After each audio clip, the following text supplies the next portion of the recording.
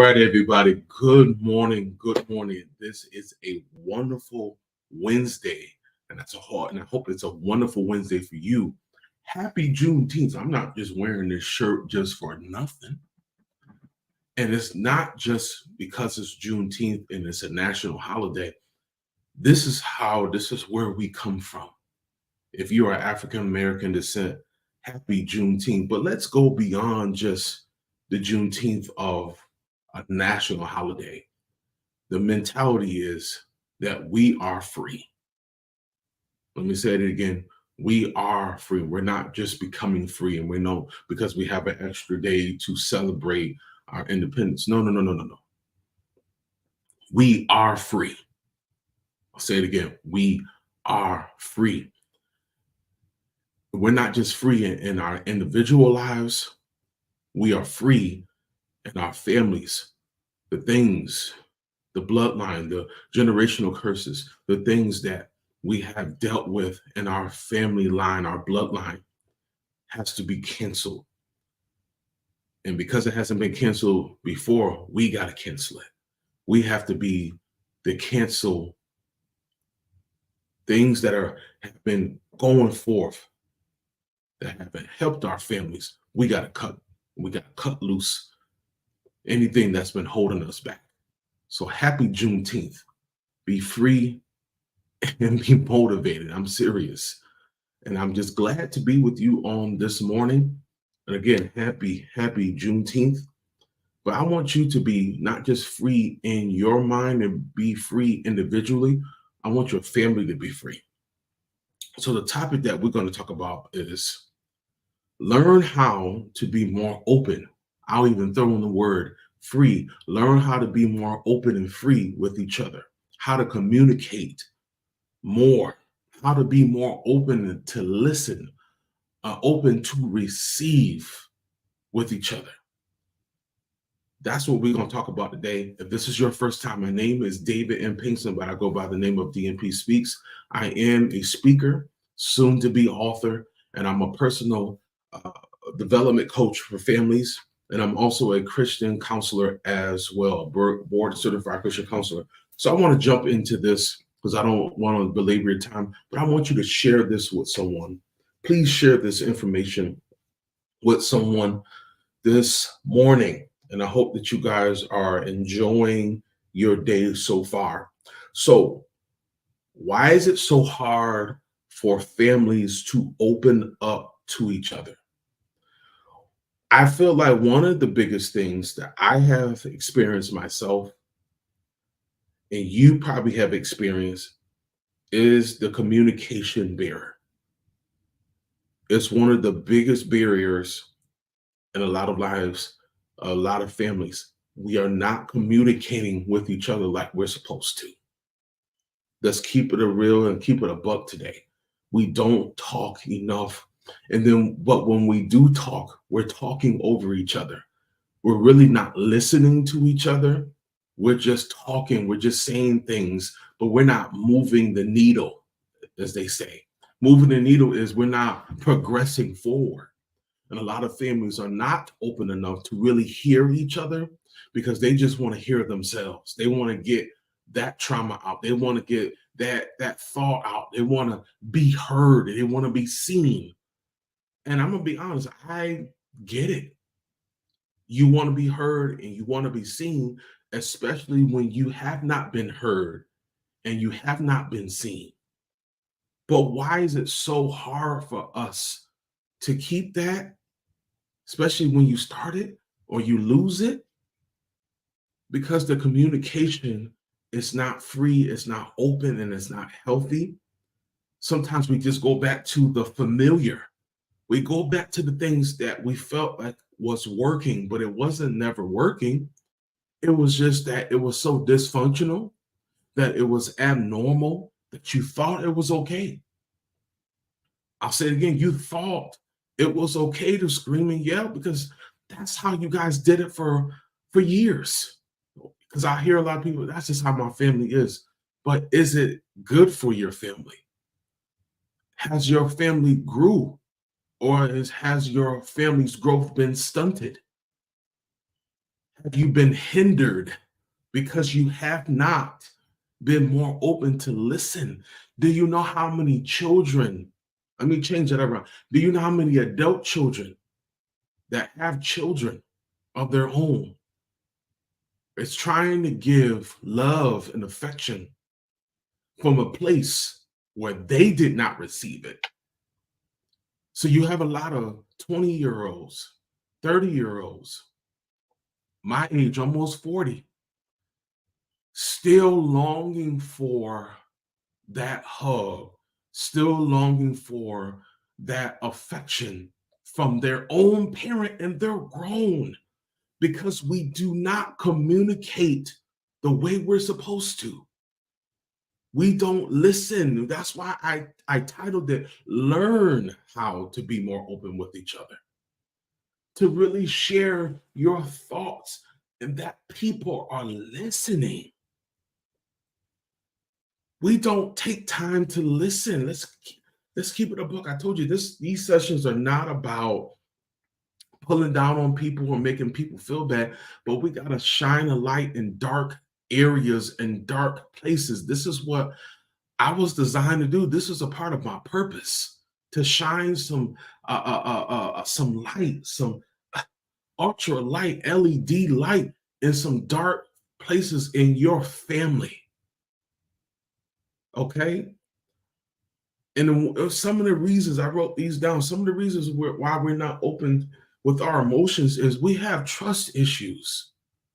Come on, y'all, we got some bad trust issues with each other because a lot of us have been burnt so many times.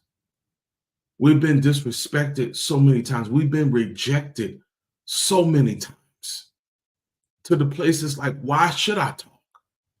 Why am I going to talk when nobody's going to listen in the first place? Listen, I've been there. I've been there as a father. I've been there as a brother. I've been there as a son or even an uncle, not listening, being closed-minded. I'm not afraid to say it, being closed-minded. I'll say it again, being closed-minded. So because of my closed-mindedness, I know it's not a word, but being closed-minded, I didn't give my family the opportunity to express themselves because I was more focused on how is it going to affect me? How what they said to me, how is it going to affect me without just listening to what they were saying and making my adjustments. I had a lot of growth to do because they had trust, they had distrust in me. And let's be honest, I had some distrust in myself because I didn't want to be put on the chopping block. Well, you didn't do this, David. You didn't do that, Dad. You didn't do that, husband. You didn't do that, son. You didn't let me speak. Uncle, you didn't let me speak.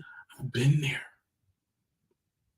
And it's a very lonely place because that trust has to be rebuilt. Yeah, hear what I'm saying? It has to be rebuilt. So there's trust issues there.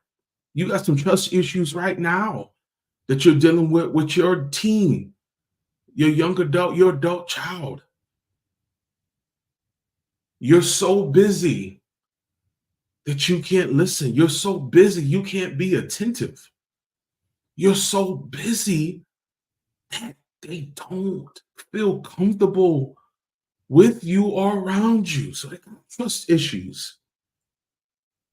Some of you, excuse me, were told not to share. Some of you young men were told not to share your emotions. You were told that was a sign of weakness. Do you know how hard that is? Not to share what's on your mind? And you got to keep that in your mind space, and make room for things that need to be talked about, that need to be heard, and you can't talk about it. Well, people that you see every single day, that's a problem. That's a problem. You can never share because it's a sign of weakness. No, that was the sign of confusion. You know why they told you that? Because they never had an opportunity to share and not be judged, not be called names. You a punk. You acting like a girl.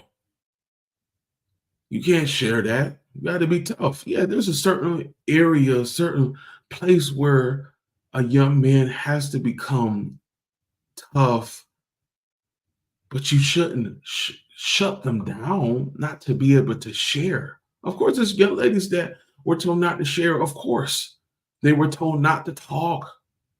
They were told not to share their thoughts, anything that they were afraid of, anything that scared them. They couldn't share because the living room, the living space in the house, you could come to the table and talk about issues because the family were already dealing with so many. They didn't want to add on your personal issues. So a lot of you weren't able to share, or you weren't able to bring up old things. See, we like to, ooh, ah, we like to cover up our problems. And if we feel like as we go on, we can just cover them up. It's not going to be a big deal, but it is a hindrance. It's a hindrance when you can't bring up old things that are not resolved. You guys got a lot of open wounds still mentally and emotionally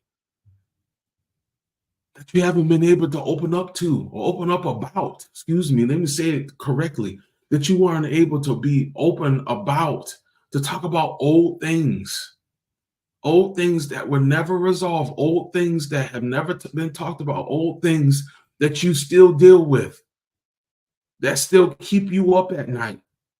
You never talked about them because, again, nobody was open. Nobody was open to hear what you have to say. Nobody was open to just hear you out. So you've been shut off for so many years.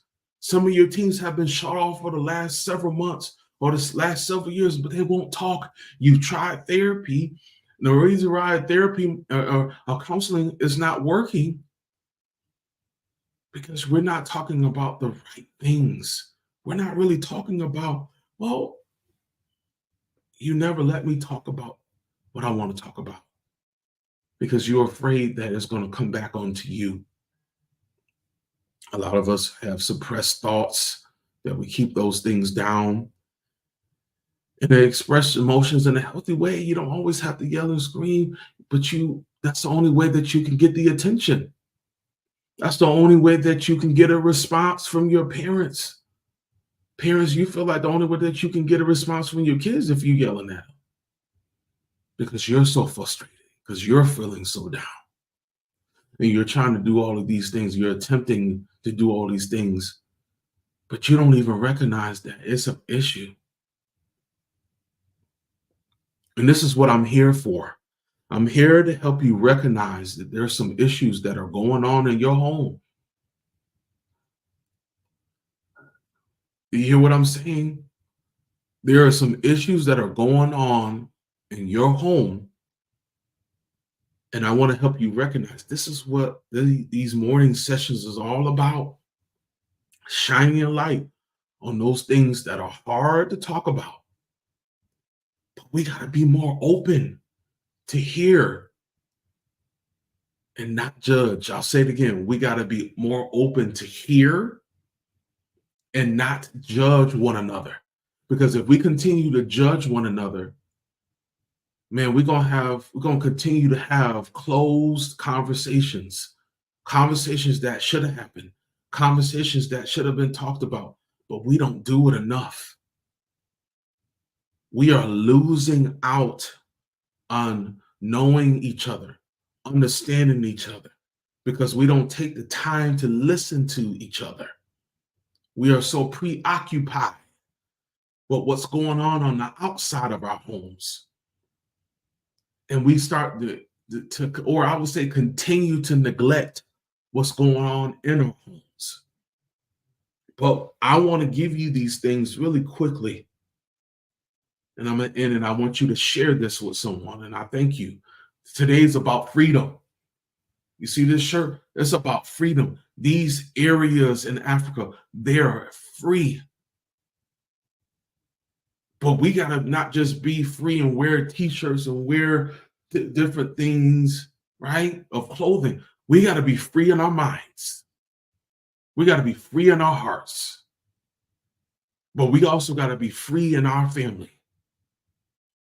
And when we have a better outlook and we have a more open mind to listen and hear, it brings unity. Because with unity, it brings strength.